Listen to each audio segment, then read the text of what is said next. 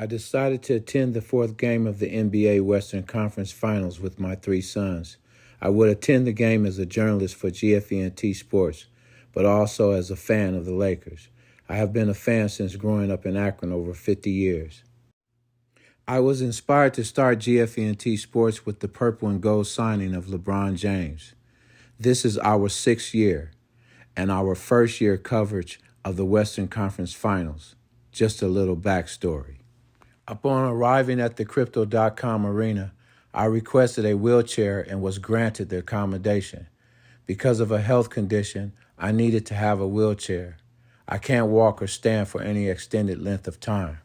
I informed the personnel assisting us that our seats were in section 117, but my sons would be sitting directly across from or adjacent to me in row G. I sat in row C, right next to the tunnel. My sons' seats were directly in front of the tunnel. They were seated where I could see them. I was assured that after the game, my sons would be brought to me as I had to wait for the wheelchair. I would reiterate this several times to different personnel. I am mindful of this being risky and the possibility of a bad development happening because of past issues. Once the game was over, I requested for my sons to be brought to me.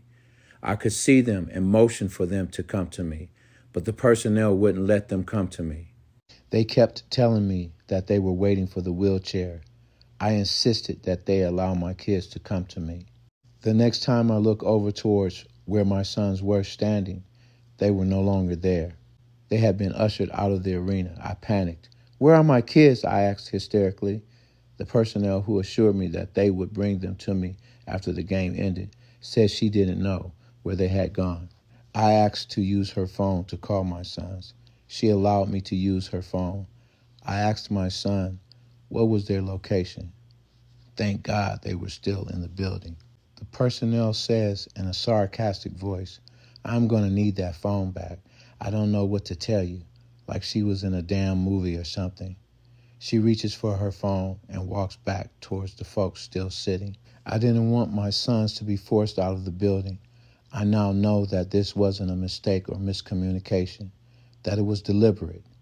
It's the behavior of the personnel that lets me know.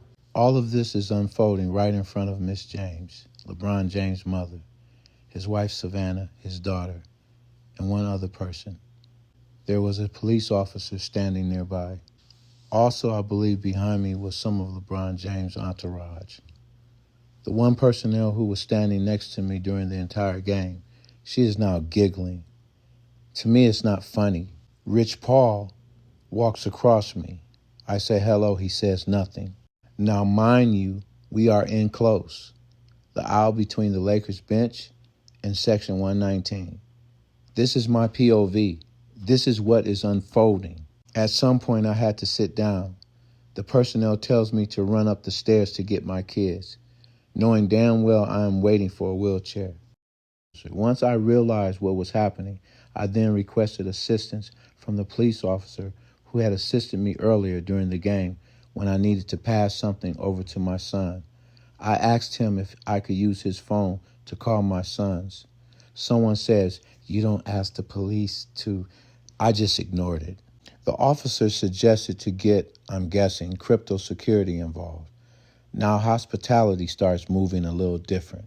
At some point, the wheelchair arrives and the personnel motions for me to sit in the chair. I responded, "I'm not leaving here without my sons. I asked you to allow them to come to me, and you didn't." I then asked another personnel, could she send someone to get my sons? They eventually agreed to send someone to get them once they were certain of their location. Eventually, my sons were brought to me. My oldest son told me that a security personnel screamed at them as the hospitality personnel arrived to bring them back to me. I know how things can go wrong real fast any damn where in America in general, and Crypto.com arena in particular, while moving in this skin. And we are potential targets from everybody. So much dirty shit has happened to me dealing with certain people, including the Los Angeles Lakers communications manager, Mr. Patterson. Not only in this arena, but other personnel with the Phoenix Suns, Indiana Pacers, and the Milwaukee Bucks to be specific. I came to the game to root for my team and as a fellow Akronite and Buckeye to support LeBron James. By the way, I don't only root for LeBron, I root for his sons Bronny and Bryce too. Crypto personnel feeling very comfortable to play with my sons right in front of Miss James baffles me.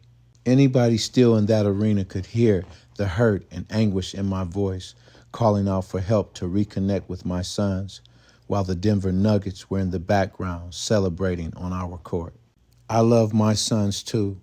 Folks talking about mental health and Black Lives Matter. When there were people in that space who didn't give a damn about me or my sons, and they made it very clear. By the way, I picked Denver to win it all, not because that is what I wanted. It's because of what I knew would happen. GFENT Sports, Johnny C. Jenkins Jr., journalist, May 29th, 2023.